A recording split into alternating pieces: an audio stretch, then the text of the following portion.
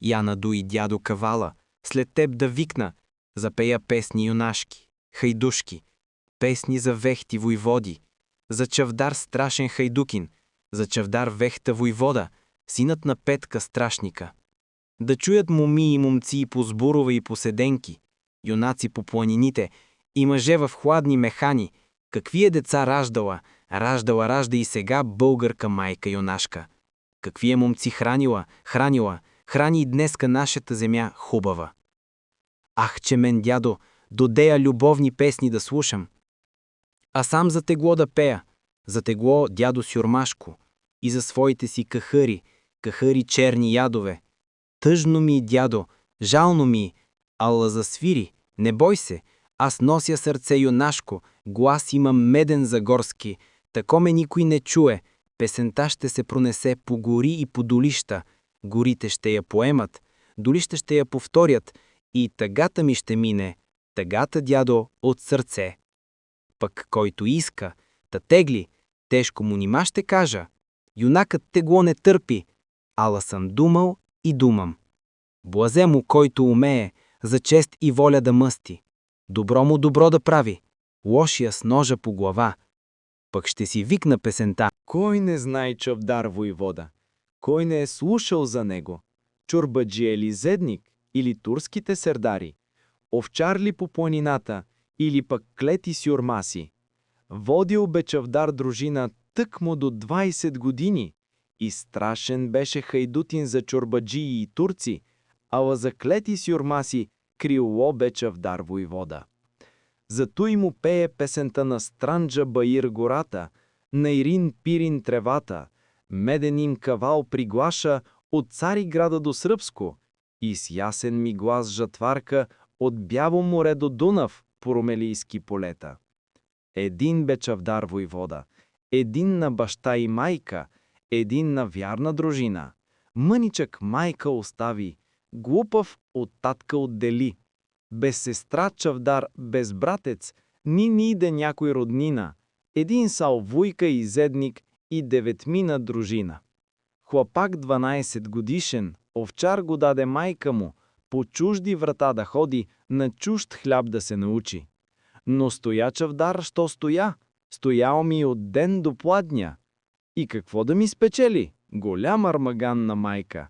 Те с тежки думи отровни.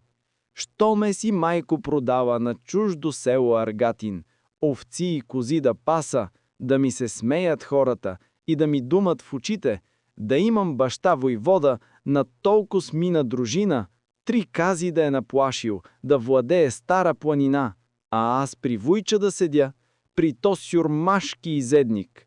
Копилето му да бавя, час по час да ме нахоква, че съм се и аз увълчил, че човек няма да стана, а ще да гния в тъмница и ще ми капнат месата на Карабаир на кола. Проклет бил човек, вуйка ми. Проклет е, майко, казвам ти, неща при него да седя, копилето му да бавя и крастите да му завръщам. Еле ги с враки и псета. При татка искам да ида, при татка в стара планина. Татко ми да ме научи, на къвто искам занаят. Зави се майка за Мая, камък и падна на сърце. Гледа си в очи Чавдара, в очи черни големи, глади му глава къдрава и ръда клетата плаче. Чавдаря плахо изгледа и сълзи и той научи. Майка си бърже попита: кажи ми, мале, що плачеш? Да не са татка хванали или убили, та ти си, мале, остала сирота, гладна и жъдна.